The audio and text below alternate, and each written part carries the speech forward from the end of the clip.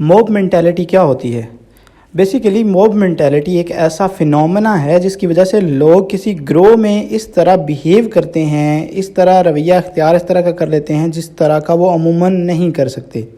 مثلاً جارحیت کرنا، پتھراؤ کرنا، املاک کو نقصان پہنچانا، چیزوں کو نظر آتش کر دینا یعنی آگ لگا دینا، حملہ آور ہو جانا۔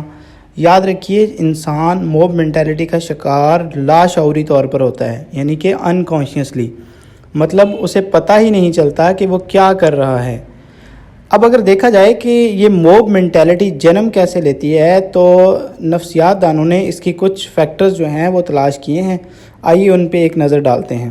سب سے پہلا جو فیکٹر ہے وہ ڈی انڈیویجویشن ہے۔ اس میں فرد جب کسی گروہ میں ہوتا ہے تو وہ اپنی سیلف آئیڈینٹی کھو دیتا ہے، یعنی کہ اسے نہیں پتہ ہوتا ہے کہ اس کی ذاتی شناخت کیا ہے اور اس کے جو کام وہ کر رہا ہے اس کی زندگی پہ کیا اثر پڑے گا۔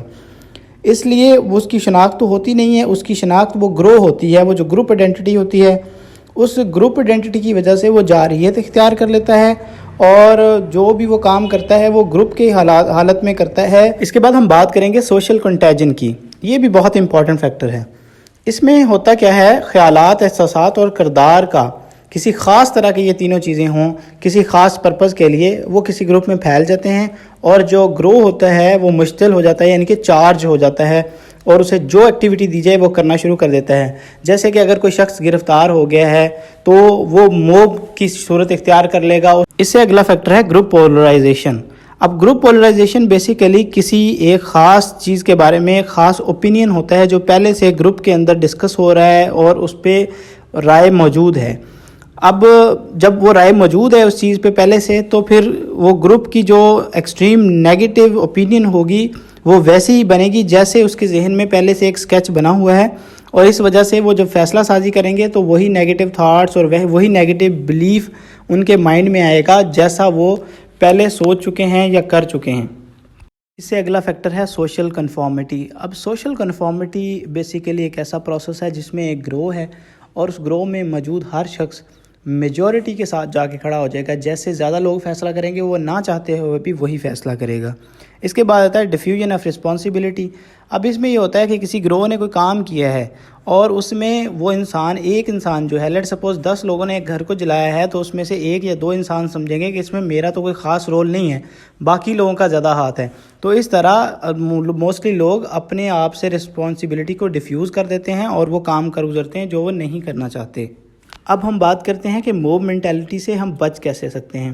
تو سب سے پہلے ہمارا جو اسکول آف تھاٹ ہے، ہمارے جو نظریات ہیں، ہمیں اس کو ریکنسیڈر کرنے کی ضرورت ہوتی ہے کہ ہم جو کر رہے ہیں کیا وہ ٹھیک کر رہے ہیں، اس پہ خود سے کویشچن کریں۔ اس کے علاوہ جو صورتحال ہے، جو کرنٹ سینیریو بنا ہوتا ہے موب مینٹیلٹی سے پہلے یا بعد میں، جس کی وجہ سے موب مینٹیلٹی سٹارٹ ہوتی ہے، تو اس کو بخوبی اس کا جائزہ لیں، اس کو سمجھیں کہ کیا ہو رہا ہے اور کرنٹ سینیریو کیا ہے۔ یہ بھی آپ کو موب مینٹیلٹی سے بچنے کے لیے ہیلپ آؤٹ کرتا ہے۔ اس کے بعد جو گروہ کے رہنما ہیں، جو گروپ کا لیڈر ہے، وہ جیسے کہتا ہے ویسے مانتے نہیں جانا، اس چیز کو آپ نے کویشچن کرنا ہے۔ اور اس کے بعد آپ نے سوشل کنفارمیٹی کا شکار نہیں ہونا، مطلب جو زیادہ لوگ کر رہے ہیں میں بھی وہی کروں گا، ایسا ضروری نہیں ہے کہ جو لوگ کریں آپ بھی وہ کریں۔ آپ اپنے دماغ سے کام لیں اور اس سچویشن کو پہلے ایویلویٹ کریں، سمجھیں اور اس کے بعد کوئی بھی ایکشن لیں۔ اس کے بعد جو گروہ ہے اس میں آپ یہ سوچتے ہیں کہ ڈیفیوژن آف دا رسپانسبلٹی کہ آپ بچ سکتے ہیں، آپ دوسروں کو ذمہ دار ٹھہراتے جائیں ہر چیز کے لیے، ایسا نہیں ہوتا۔ جو برا کام میں آپ ملوث تھے تو آپ اتنے ہی حقدار ہیں سزا کے جتنا آپ نے کام کیا ہے دوسروں کے ساتھ مل کے۔